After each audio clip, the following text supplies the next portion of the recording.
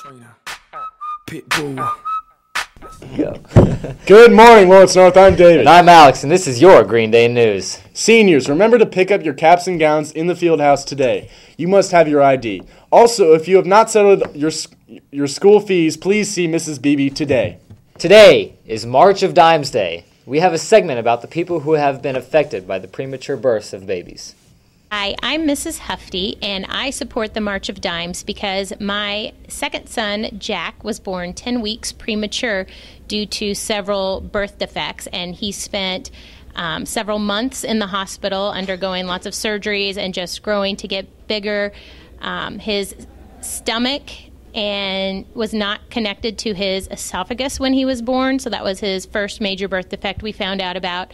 When he got a little older, we also found out that he had a Chiari malformation, which is where the back of his skull is not formed correctly, and his cerebellum is sliding into his spinal canal. Tethered cord, he had a bowel perforation, and lots of other things that we had to go through. And we really appreciate the March of Dimes and everything they do to try to prevent birth defects and to also support families once they have a child that is premature and or with birth defects. Thank you very much. How you doing? I'm Mr. Berry, and I'm here to talk to you about why I support the March of Dimes, which is a march for premature babies. I have a 7-month-old daughter that was actually only born at 7 months. She was taken by an emergency C-section because she had stopped breathing, and for the first, month and a half of her birth was really rough for me. She was in the NICU, which is the newborn intensive care unit. She was placed in the incubator because she was small. She was born with jaundice, which is a disease that kind of taints the color of your eyes. But for me to support this thing is something I feel like I have to do because it is something that hit home for me. And just seeing my daughter like that on a day-to-day basis, not keeping down food, not gaining any weight was something that affected me a lot. But luckily, by the grace of the big fella up above us, she pulled through, and she's doing great now. She's humongous, and she's in great health. So that's my reason for supporting the March of Dimes. If you would like to help, a donation to the March of Dimes would gladly be appreciated. The production showcase featuring original student-adapted, directed, and performed plays is next Tuesday, May 15th at 7 p.m. in the Little Theater. There is no ticket charge, but pet food donations for the Humane Society would be gladly accepted.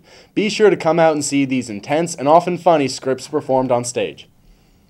Ellen's percussion concert was this past Tuesday. Here are some highlights from the event.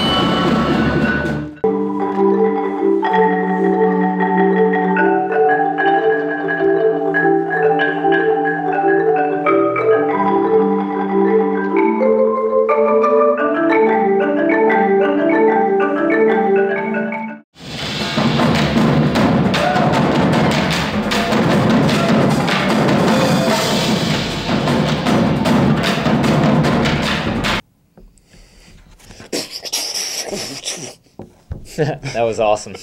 Be sure to check the window next to cafeteria doors to see if you're on the list for a 2012 Lynx yearbook. Also, listen to announcements for distribution dates and if extras will be available.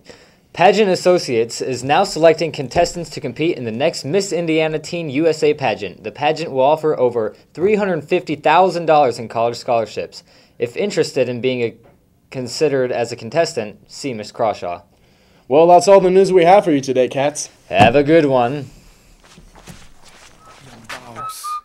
Miss Trina, Pitbull.